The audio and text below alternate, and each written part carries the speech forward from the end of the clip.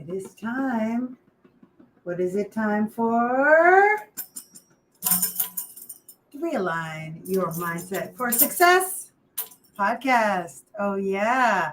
This is your friend, Deborah Deras. Are you ready? Are you ready? I hope you are. I am wearing red, which you don't often see me in red. This is a red hot topic. We're going to talk about toxic people.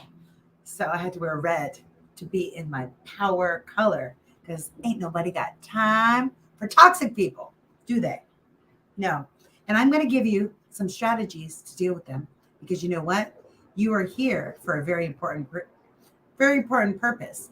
You're here because you have unique talents, you have unique skills, you have unique abilities, and you just want to do your role in this world, whatever it is. Whether you have a job, whether you have a joy, you do what you love what you do. You don't have time to deal with irritating people, whether you work with them, whether they're your neighbors, drilling at 10 o'clock at night. Excuse me, Jeffrey Dahmer. Oh my God, what are you doing? It's not a funny joke. Sorry.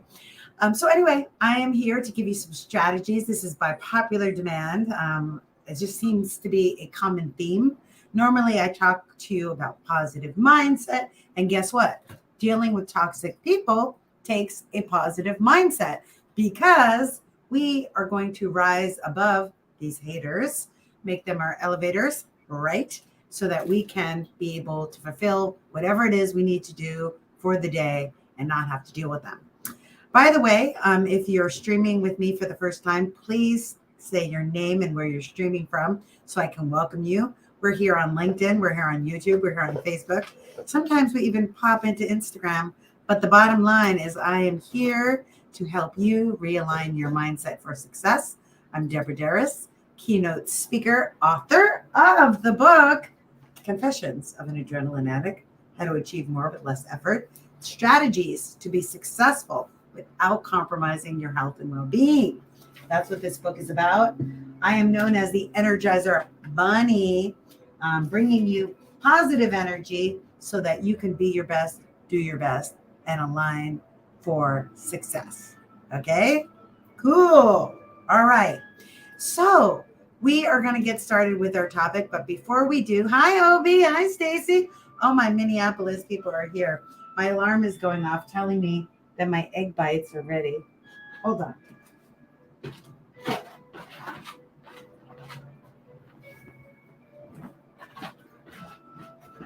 Oh, there's my phone.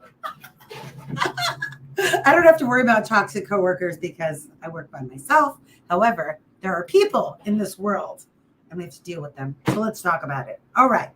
So step number one when dealing with toxic people is we need to self-reflect, right? We need to self-reflect and identify fact from fiction. Because one of the things that toxic people are really great at is manipulating your mind to the point where you think, did I do something wrong? And you have to, it's almost like they're so good, toxic people, at manipulating that you almost second guess yourself. Tell me if I'm right, tell me if I'm wrong in the comments, okay? Am I right or am I wrong? So I remember a toxic person that had done something to me, or I don't even want to say done something to me because then that's making ourselves into a victim rather than a victor. So we don't want to say they're doing something to us. They're doing something in the world that impacts and affects us, right? For example, my neighbor that likes to drill with a chainsaw. I don't know if it's a chainsaw or just a power drill at like 10, 40, 11 at night. I think they're drilling right now. You hear it? Maybe it's all day long that they're just drilling in my ear. But it happens to be his work area in the garage is over my bed, right? And they used to do it, starting at 10 at night through 4 in the morning, right? Is he doing that to me, for me, annoying by me, or it just is? What we need to do is we need to neutralize the situation, separate facts from emotion. So the fact is there's drilling at a certain time, or maybe the fact is someone's putting you in an uncomfortable situation, putting you in a difficult situation, right? So what we want to do, just to have clarity, right? Self-reflection, is to make a list of bullet points of the facts. Here are the facts. At this time, and facts are neutral, just so you know. Anybody that would be observing it, like if it was a policeman, policewoman writing a report, it would be neutral. This is what happened. Maybe that's not a good example. Anyway, it's just a neutral observation of the situation. Fact, fact, fact. And then the emotion, how did it affect you, right? So separate fact from emotion. Why do we want to do that? Because once we analyze a situation, we want to be able to make choices and decisions. One of the first chapters of my book is The Power of Choice, right? We choose how we react to circumstances. Are we going to be reactive from emotion or proactive from our intuitive guidance system, right? That's guiding us right place, right time, right people. Okay, so step one is self-reflection. Analyze facts from fiction. The truth is, he is drilling at 10:07 at night. The truth is, we do have the right to quiet enjoyment of our own property during sleeping hours, right? I think it's 11 p.m., not 10 p.m. But still, it's just common courtesy. But not everybody is courteous, especially if they're toxic people. They have no regard for anyone but who? Themselves, right? And usually people that are bothered by toxic people are people that are empathetic, people that are sensitive, right? Because we care about everyone. In fact, sometimes empathetic people can care too much and overcare. So we're very sensitive to when people are maliciously being rude and inconsiderate, right? Okay, so what can we do next? The next thing we can do is we can decide whether we need to set a boundary. Do we need to set a direct boundary where we have a conversation and say what is allowed, what is not allowed? Or do we set an energetic boundary where we're protecting ourselves by not interacting with that person, right? And with my particular neighbor situation, since I work by myself, I don't have a coworker, I did both. I did an energetic boundary where I was just like, this is not acceptable. I'm just going to ignore and sage.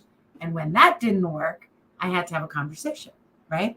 Where I expressed to him, I sleep between the hours of 11 and 6 in the morning. And I would like to request that when you do your drilling or power sawing or chain sawing, that you do it during the hours of, I really would like him not to do it at all, but it's because he's doing it right now, right? Doing it during hours, I guess, of daytime when I'm working. Great. All right. And I actually put up a sign on the door saying, please respect these hours. And I CC'd my landlord, right? I had to, right? Because it was getting too much. I couldn't sleep at night, right? So setting boundaries is knowing when we need to speak up and when we need to be quiet, right? Sometimes the person is so toxic that it's a wasted breath to say anything to that person, because that person actually will love the confrontation and actually enjoy the idea of you being upset or you being irritated or you being annoyed. They actually get off on the fact that they got to you. So in those cases, you don't even talk to them. You just go to the higher up. Maybe it's your supervisor. Maybe it's the manager. And again, going back to step one, you talk about just the facts, not the emotions and how it affects you, even though as humans, we have emotions and I have compassion for you, but your supervisor may not, right? So just tell them the facts. When this happens, this is what's going on. This is impacting our productivity, bottom line, right?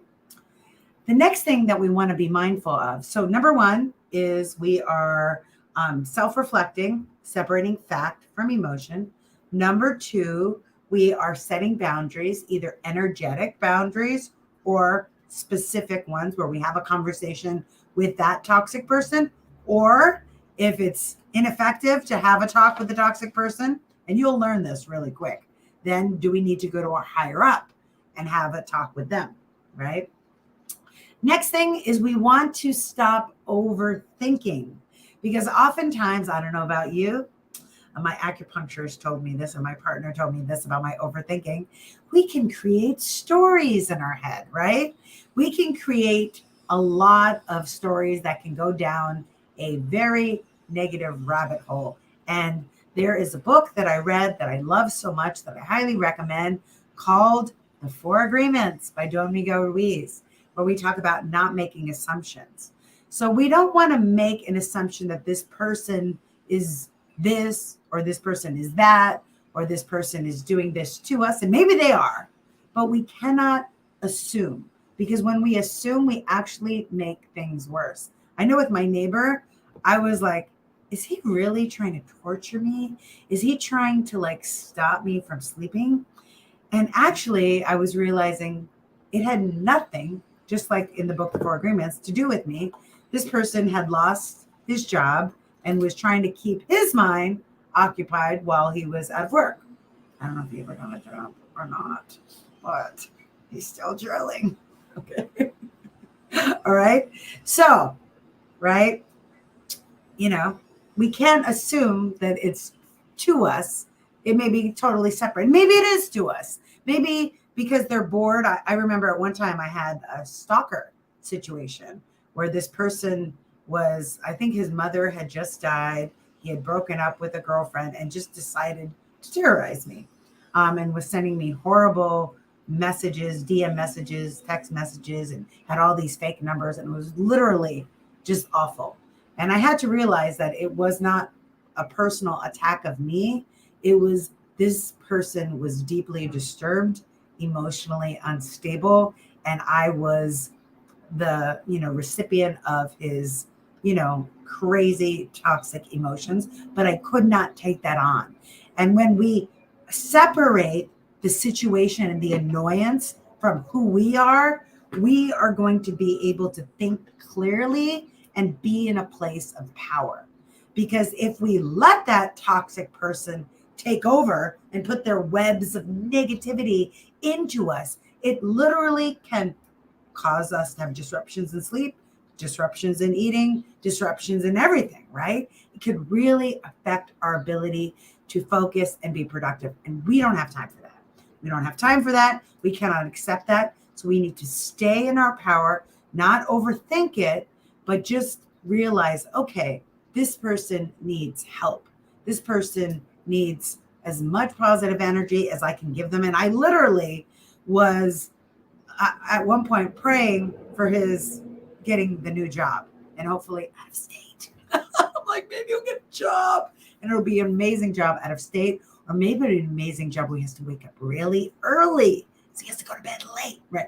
Anyway, wish all the positive energy on those people, because toxicity just makes an explosion, right? We can't fight toxic energy with toxic energy.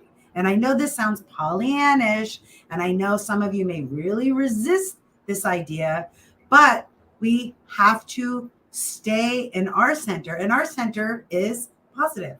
Our center is grateful.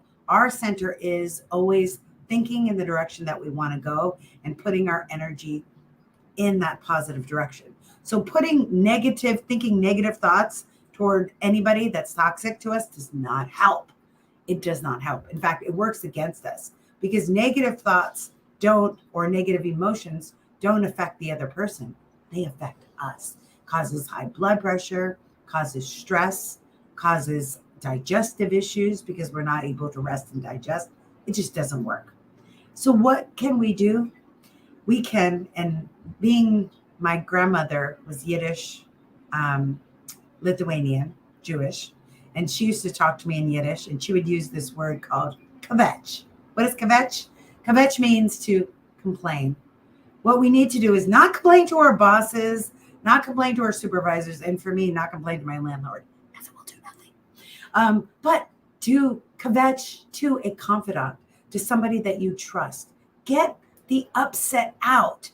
Don't let it stay in your body, because emotions are energy in motion. And even though I like to be positive. I believe our natural state is to be positive. It is natural as a human being to have all sorts of emotions, to be frustrated, to be irritated, to be angry. The other day, let me kvetch to you for a second. The other day I was driving, and I don't drive very often. So when I drive, I expect it to be a joyride, right? Enjoy the ride, says Nissan. Anyway, I'm driving, and this person literally pulls into like a one-way and faces me and will not move. So literally has me cornered. And instead of backing up so that I can get out, the person is like at a standoff with me. I'm like, literally, are you going to do this right now? And my energy, my blood started to boil. I turned red with anger. And I was like, what is this lady freaking doing? And I realized we have to be the better people. We have to take the higher ground. Toxic people will never see other people's perspectives. They do not have the emotional intelligence to perceive how other people are impacted by their behavior. And so I realized I'm going to have to be the one that maneuvers and get out of the way, because guess what? In this toxic person's world, it is her world and nobody else matters. And I was like, you know what? It's not worth my anger, my blood boiling. I'm just going to let it go, like Elsa. Let it go, let it go. Remember that movie? I'm Frozen. It's freezing in Michigan right now. I heard it was snowing earlier. Whoa, crazy. Let it go. And I just backed up and I went on my way. And I was like, God bless you. God bless you. Because you need a lot of blessings, right? You need a lot of blessings if you're going to be acting like this. And if you think that you can just go around the world with your toxic energy spreading hate. God bless you. So I was kvetching to somebody, telling them, complaining about the story. They're like, Deborah, it's not even worth it. Just bless and multiply. Bam. Go like this to the girl. Bam. Bless and multiply. Bam. Maybe it feels good for you to get your anger and your frustration out. Go bam. Right? Bam. You know, when people would cut me off in traffic, I would say, God bless you, friend. God bless you. You need a lot of blessings, or you have a lot of faith in God if you think you could cut somebody off like that. God bless you. God bless you. Right? Like when somebody sneezes and you say, God bless you. Right? Or whatever you want to say. Bless you. Bless and multiply. Whatever. Bless and multiply. May all the hate you put out into the world come back to you with love. Right? Because hate cannot combat hate. We have to, as ambassadors of the higher plane, always take the higher road. We have to take the higher. What did Michelle Obama said? When they go low, we go high, right? We have to. What is our choice? To drop down to toxic level and all be toxic little rats, vermin crawling on the ground? No.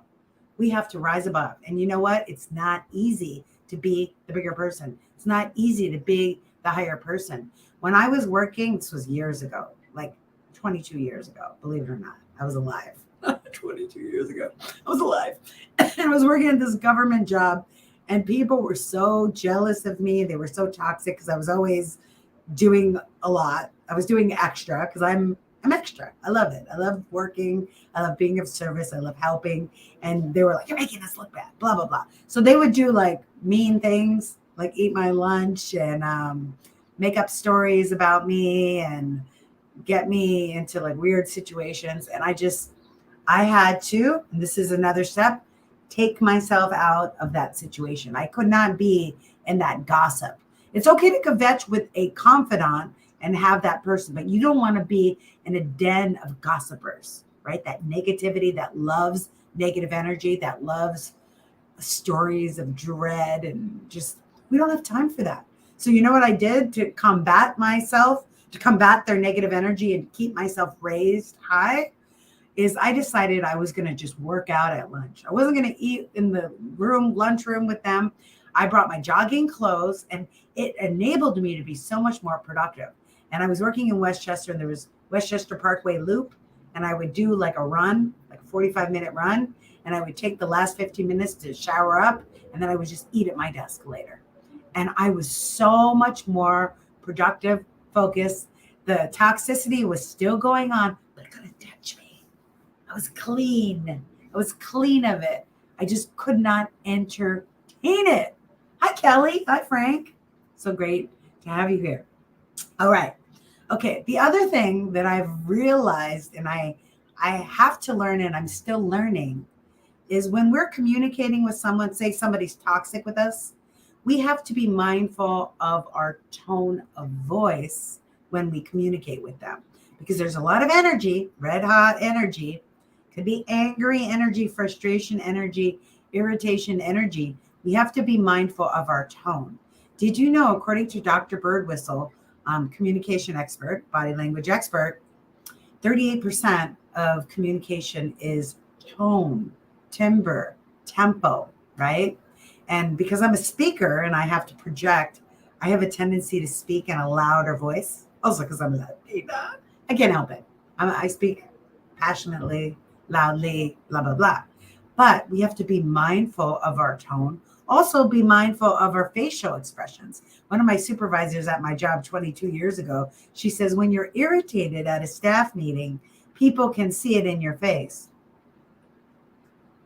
I would be like, really? Like my eyes would be like, are you smoking crack right now? Like, I wouldn't say that, but my eyes and my face would say like, are you seriously saying that? Like, I just would be so, so we have to be mindful of our tone of voice, be mindful of our facial expressions, because how we say things to that toxic person can either fuel the flame of the fire, which they love. People that are toxic, Kanye West, yay. People that are toxic, narcissistic people, they love whether it's positive drama or negative drama. They don't care.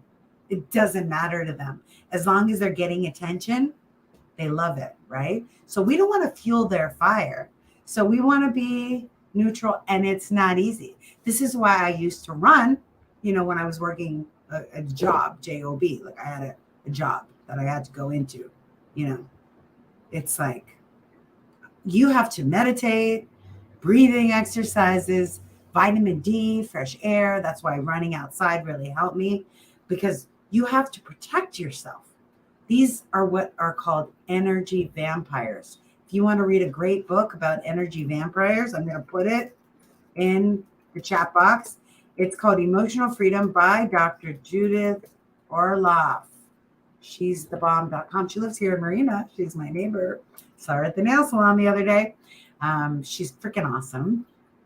She has a YouTube channel. It's all about how to protect yourself from energy vampires, toxic people, people that love to shake your soul.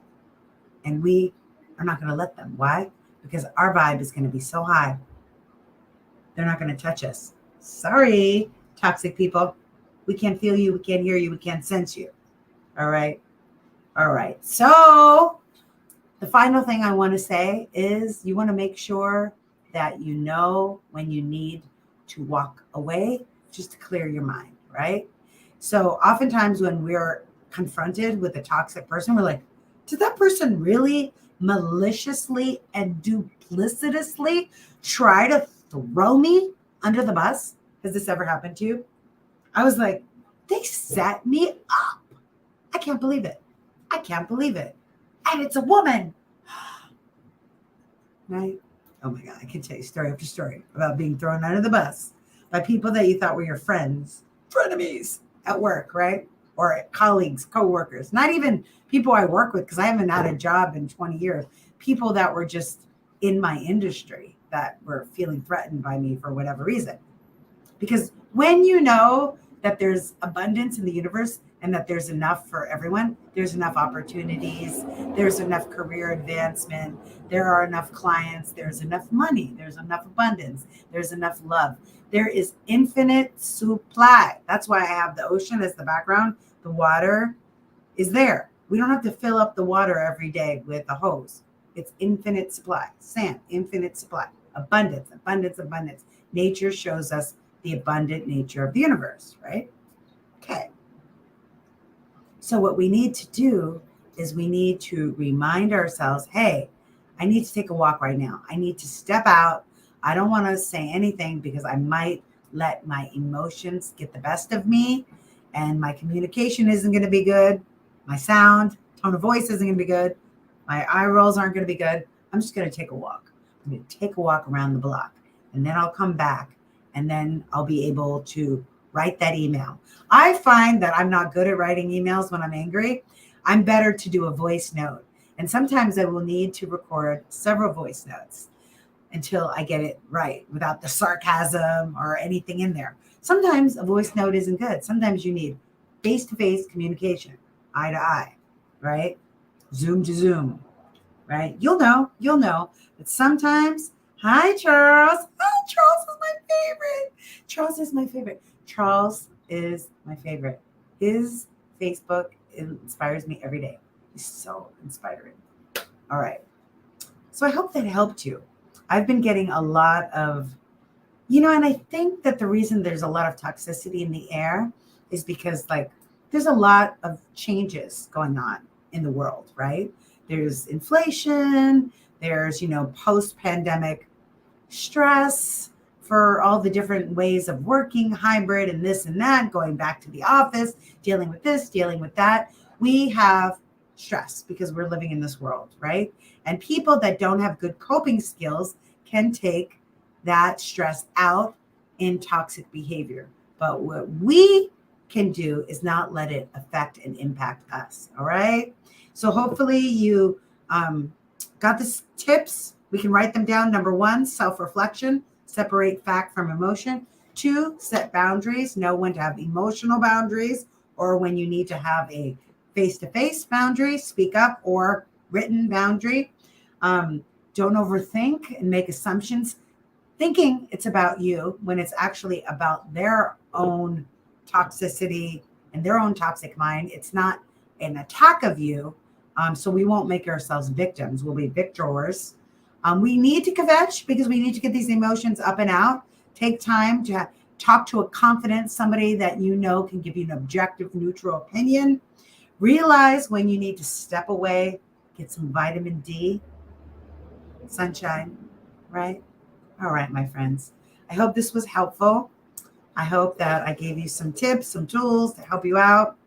I want to just make some announcements. I have a vision board play shop coming up this Saturday, October 22nd. But guess what? It's almost sold out. I'm so excited. There's only one spot left. One. We have room for 19 people and we have 18 people registered, prepaid, ready to turn their goals and visions into reality. Why? We don't need to wait for a calendar, January, New Year's, to say, let's have a resolution. No, we still have 3 more months. We have 90 days left to the end of the year. Why not finish strong, accomplish our goals, set ourselves up for success, and create our vision board? And creating a vision board is aligning our goals and our visions with our higher purpose and what we're really here to do. We're not going to make little goals. We're going to expand out of our comfort zone into big goals. And I have to tell you, since June, I've been on a roll with manifesting. Some of my biggest dreams are now coming true. And I'm so grateful. I'm so thankful. And it's from all of these tools and strategies that I've been teaching you. I've been applying myself and they work, right? So if for some reason it's sold out, you can go to my website, deborahderas.com, download the free video, the Align for Success video, and you'll be on my email list. So when we open up enrollment, we're going to do another vision board in January. It's going to be, I think we're going to have a bigger space since, I don't know, we'll see. We may have a bigger space for January's workshop because usually we get a bigger crowd. We may be doing one in the East Coast as well as the West Coast. I'm going to be traveling to Florida and also Atlanta, also Myrtle Beach, also Michigan. So I'm going on a world tour. So we may be opening up workshops in other states for those of you that want to experience it live. For those of you here, On the West Coast, we're going to be in Los Angeles in January. If you want to do a virtual one, feel free to reach out to me. I also do corporate vision boards. I did them for NBC. You may have heard of them. NASA, you may have heard of them. I can do them for your company, Provident Title, Coldwell Banker. We've done lots of vision board workshops virtually. So feel free to DM me or contact me, and I'll be happy. Here's my email address to do that. So I want to say thank you so much for tuning in. Remember, with the power of synergy, anything is possible. Ciao for now. Appreciate you. Thanks for being here, Obi and Stacy and Kelly and Liz and Charles. I'm so glad to see you. By the way, I'll be going live at 4 o'clock Pacific on Instagram. Latina Speaker. We're going to do more goal setting. 4 p.m. Pacific. See you on Instagram. Ciao.